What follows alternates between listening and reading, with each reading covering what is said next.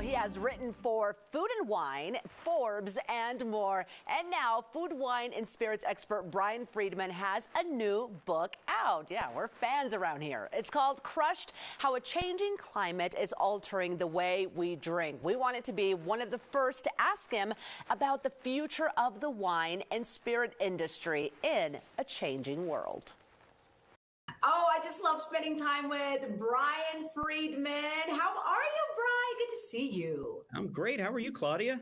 I'm doing well. Well, look, you've got a book, and I really want to talk to you about this because you focus on 8 producing regions. Tell me about this. Yeah, so my book is called Crushed: How a Changing Climate is Altering the Way We Drink. And it's really for everybody who loves a great glass of wine, a great dram of whiskey in their glass, and is sort of wondering, how is climate change affecting how those grapes become wine, become that wonderful liquid in your glass? The same with whiskey. So what I did is I focused on 8 regions around the world. We talk about Sonoma, Bordeaux, southeastern England, which is, thanks to climate change, or largely thanks to climate change, becoming one of the more exciting places on planet Earth for sparkling wine production.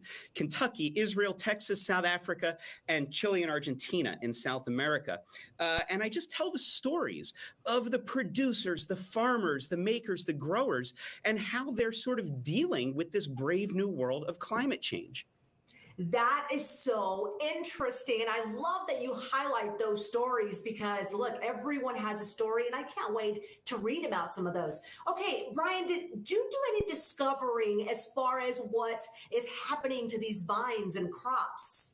Yeah, I really did. It's one of the more consistent things that I heard as I traveled around the world for it, and at times when COVID prevented travel, traveling through Zoom, I guess it would be, is that, everybody calls it, global warming, but probably a better way of phrasing it is global weirding. Strange things are happening, and it's forcing producers and farmers to really pivot. So we have 3 bottles here today.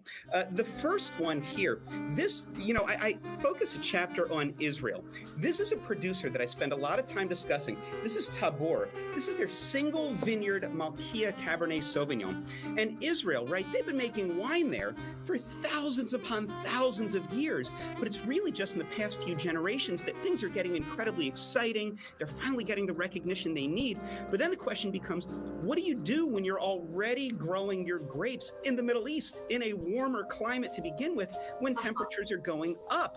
So in this case, this wine, and Claudia, do you have a glass opener? Am I tasting alone this afternoon? You're going to be solo. It's working hours, but I wish, but a little bit later. You know what, Claudia? I feel like I'm not working when I don't have wine in the glass, but I guess that's a work hazard. So what's interesting here is in Israel, they're actually climbing up in altitude in order to get some cooler nights, that better variation between daytime highs and nighttime lows. So this is actually grown at 2,100 feet plus above sea level, right around that border of Israel and Lebanon. And it's this wonderful wine. It's expressive. It's delicious. It's so indicative of what's happening in the world of Israeli wine. This is a wine that is responding beautifully to what's happening with the changing climate. Yeah, again, it's just so interesting how certain things can impact. And Brian, what were makers telling you about this situation? Like, what was your feedback on that? Claudia, I have found that around the world, anybody who is in the world of producing wine, producing spirits, they tend to be some of the most interesting, smart, experimental people you'll ever want to meet. So they're looking at these problems and saying, okay, not, boy, we're in trouble here, but they're saying, what can we do to pivot? And, if not leverage them, certainly, because you really can't leverage Mother Nature, but how can we change what we're doing in order to still produce incredibly high quality products? So what I have found is, in places like Texas, this next wine, this is a wonderful producer called Pedernales.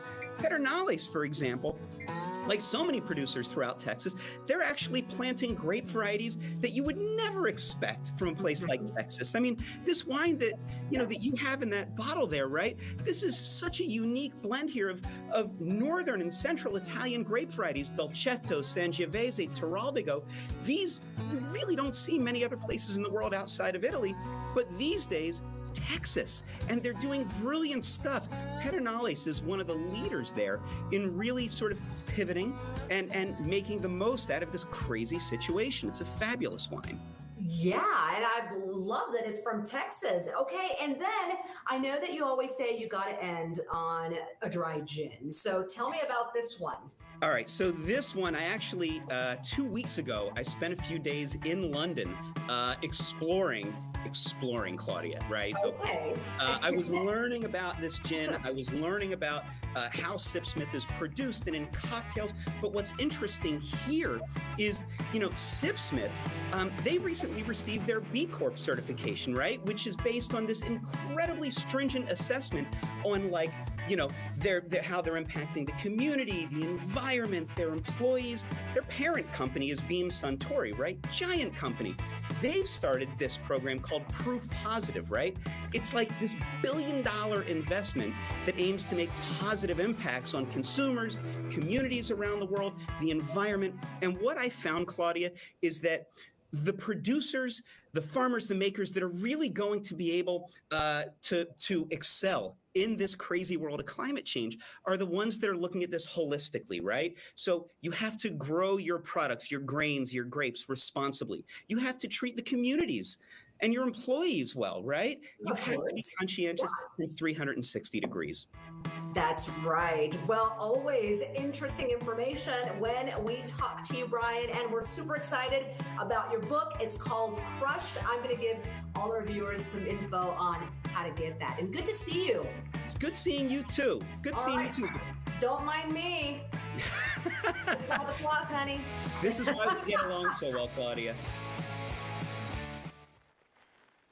You can follow expert Brian Freedman at briandfreedman.com and buy his book that's coming out in October, Crushed: How a Changing Climate is Altering the Way We Drink.